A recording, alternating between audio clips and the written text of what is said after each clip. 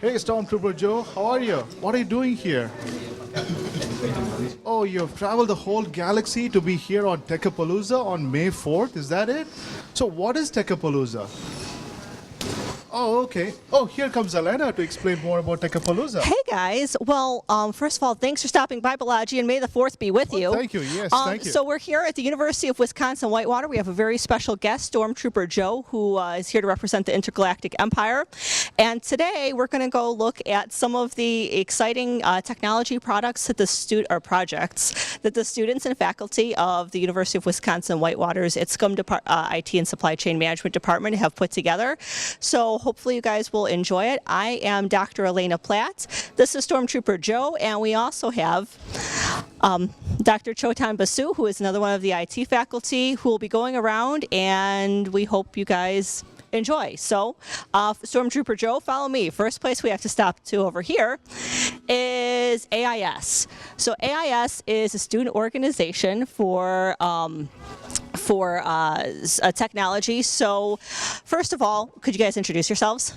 So my name is Drew Coppice, and this is Owen Thomas. And could you tell us a little bit about what AIS is and, tell us about what AIS is. Sure. So AIS is Association for Information Systems. We are a technology organization here on campus, and what we do is bring speakers and relevant technology ideas to here on campus, I guess. I think it's a question for you.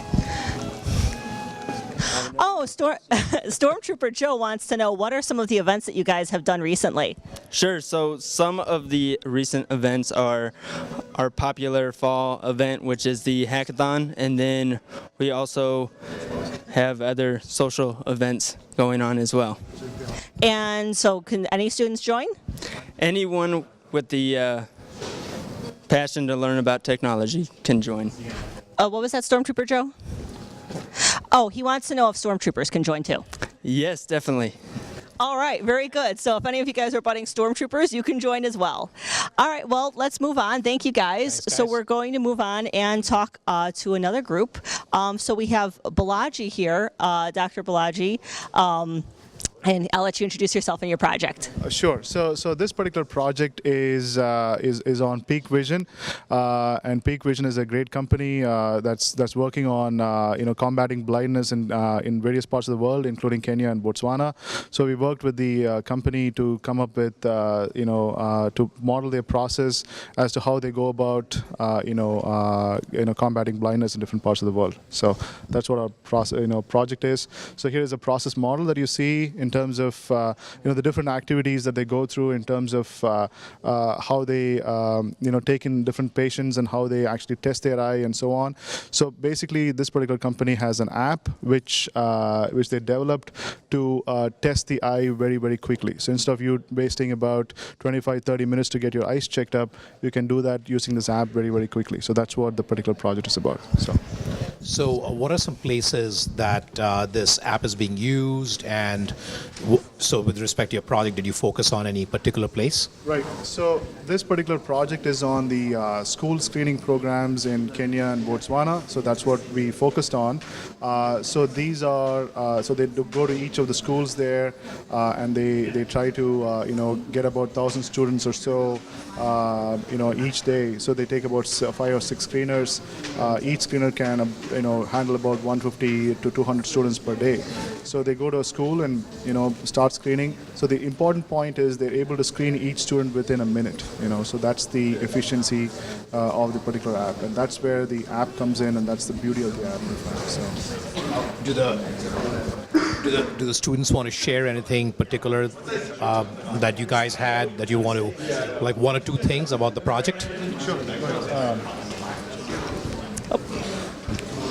I think it's just important to note that the way that it's done now is so innovative versus the way it's done in the past. Before they had to travel to these remote locations carrying all this very expensive, fragile equipment that could break easily. So now they can just go to these schools with a backpack and just some materials and carry out these workshops and get done in a day and much more efficiently. So. And how does it feel as a student to know that one of your projects is actually going to make a significant impact on this company that is really changing lives? I mean, it's great. It's a great feeling. I really enjoy this type of work. I think I speak for everyone when it's definitely a great feeling that we've done something. So, Well- Elena, would you? Well, I actually had I think he had a question. What was that? Oh, yes. So he was saying that he noticed that some of his colleagues don't have the best accuracy with their disruptors, so he was wondering if you guys could come in and test some of them out for their eyesight. Oh, absolutely. All right, thank you. See, you're branching out. All right, thank you. All right, and now we're moving on to another project. So here at Whitewater, we not only specialize in technology, but also you'll see that a number of our students and faculty are involved in innovation and startups. And we have, so you guys have probably heard of startup accelerators and incubators. Well, here, this is the brainchild of Chotan, of Dr. Basu. It's called the Hive, and I will let him talk to you about it and one of our bright Hive students. So, Elena, what I'm going to tell you do is briefly tell you what Hive is, and then I'm going to turn it over to him to introduce his project. So, what we noticed with all the amazing entrepreneurial stuff that's going on campus, we have some amazing entrepreneurship initiatives that are going on. You and I have been involved with that, so is Balaji, and so on. The issue that we have is there are students from the other colleges, not just the College of Business, who are doing interesting things like video, art, and things like that, who don't get a chance to kind of bring their idea forward. So the idea of creating Hive was High Impact Ventures, is to kind of go get those students involved, and what we have here is one of those projects.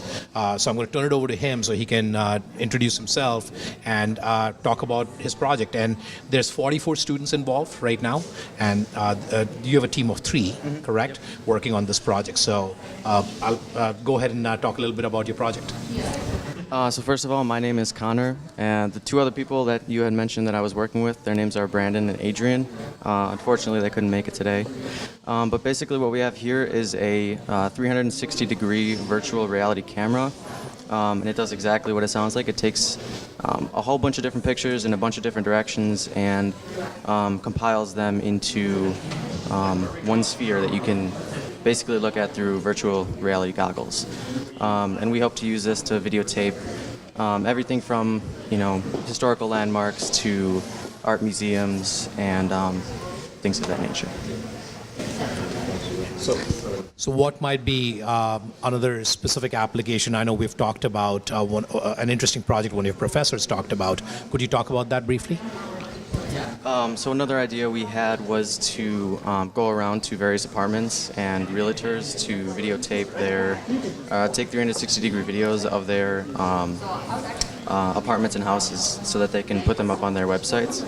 Another project we're working on is making a 360-degree music video for somebody in the music department as well. So there's applications there. Perfect.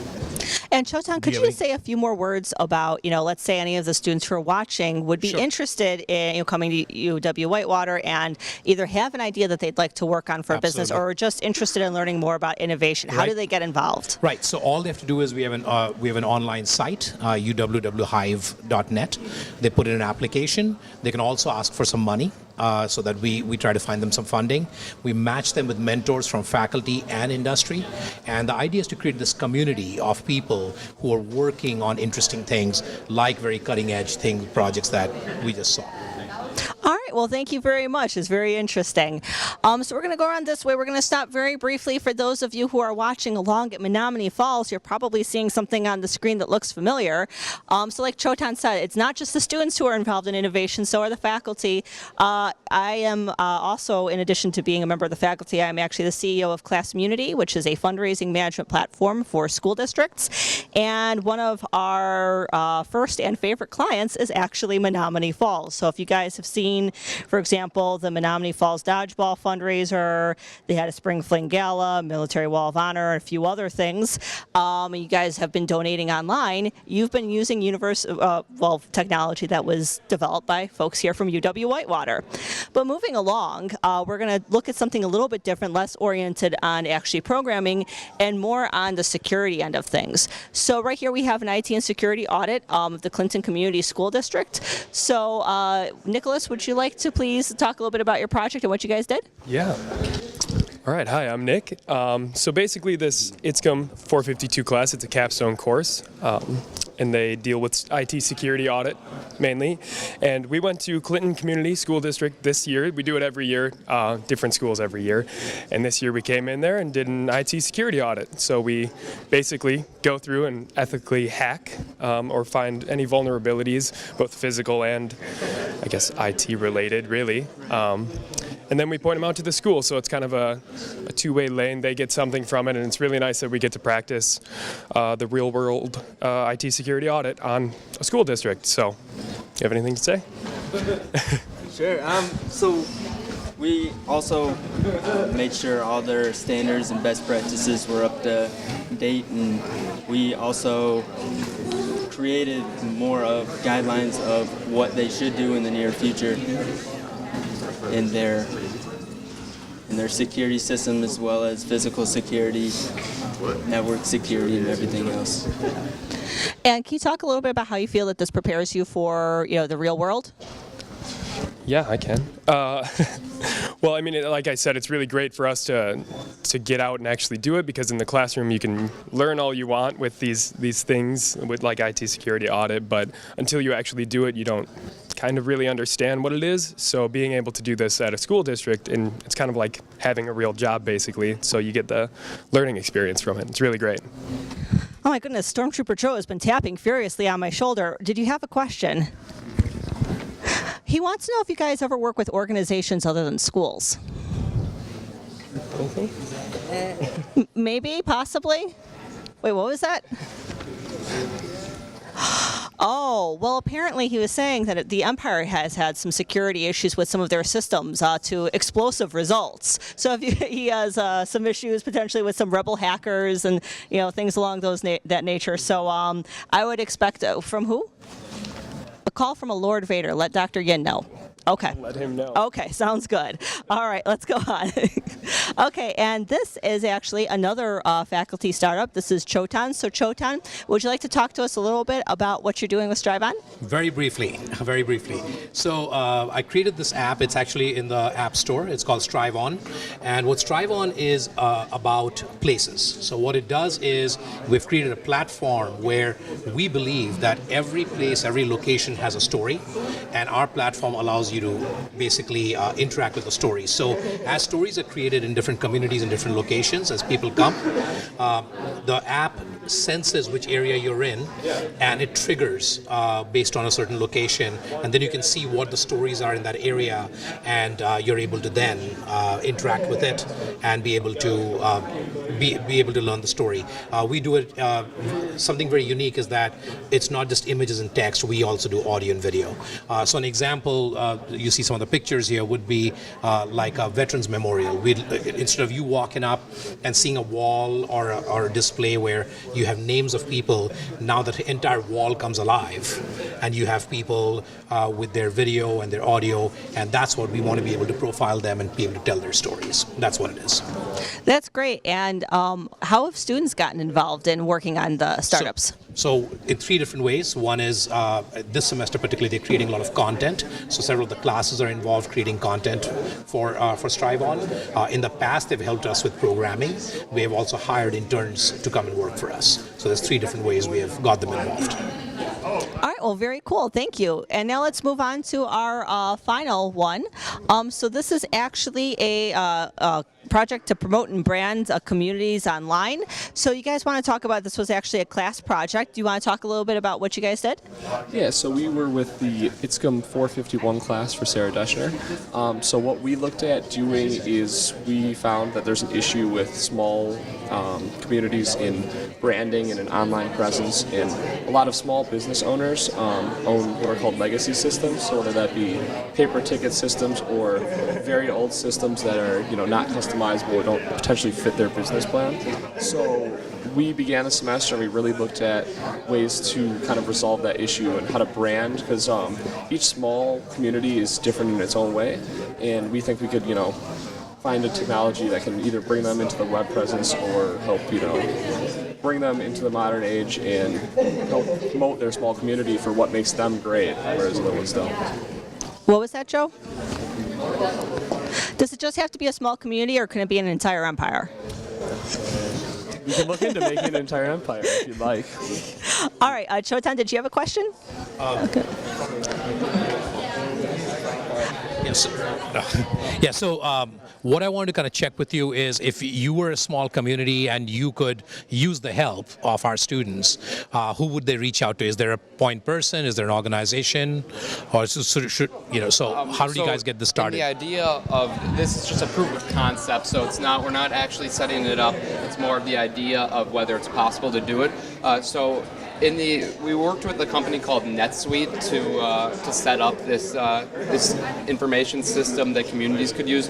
So in our concept, you would then work with a consulting company that would help the everyday government and small business people be able to successfully track their inventory and run their website and be able to have customers order things online and stuff.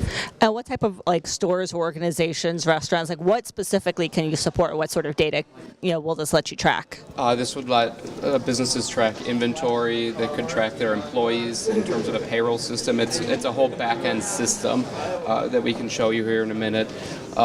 That really any sort of business, restaurants or small businesses or even the government, then would all share this system in our concept. So this would also include starships, Exactly. Star Destroyers, TIE fighters even. What about rebel uprisings that need to be put down? Could you manage that? Ooh, probably. It might take some imperial programming. All right, so why don't you show us a little bit about what's going on in the back end and what you want to talk a little to what that imperial programming was that you guys got started with. Sure. So these two laptops are pretty much the back end, and that's the front end. So here is an example of an employee account. So it has his name and information, and in there you could have address and other types of information. And here is we create a list of items. So pretty much, say you're Second Salem, which is a restaurant. You could list your items, you could list the prices, maybe deals, gift cards, things like that. And then this is the customer side. So if I was a customer and I wanted to buy something from the city of Whitewater, I would go to this site and pick something out and shop from there. So that's pretty much the back end and front end.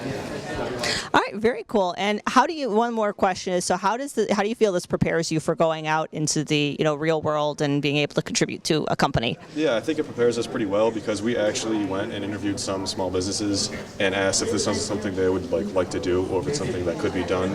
And they were pretty 50-50 on it. There were some that were on board if it was approved by the Chamber of Commerce or something, but some were a little doubtful because it's never been done before. They're saying how would it work, and they're about cost. So, but I mean, the thing is, we were trying to get everyone on board so the cost would go lower. All right, wonderful. Well, thank you so much, guys. Chotan, is there anything else that you wanted to add? No, I'm good. I think that was a pretty good roundup, and I'd really appreciate Joe coming all the way yes, from across the galaxy. Thank you so much, and thank you to all of you guys for tuning in. If you have any questions, my name again is Dr. Elena Platt. This is Dr. Chotan Basu. If you go to the UW Whitewater webpage, you can look us up, and we're always happy to answer emails. So thank you for tuning in. We hope we see you in the future, and may the 4th be with you.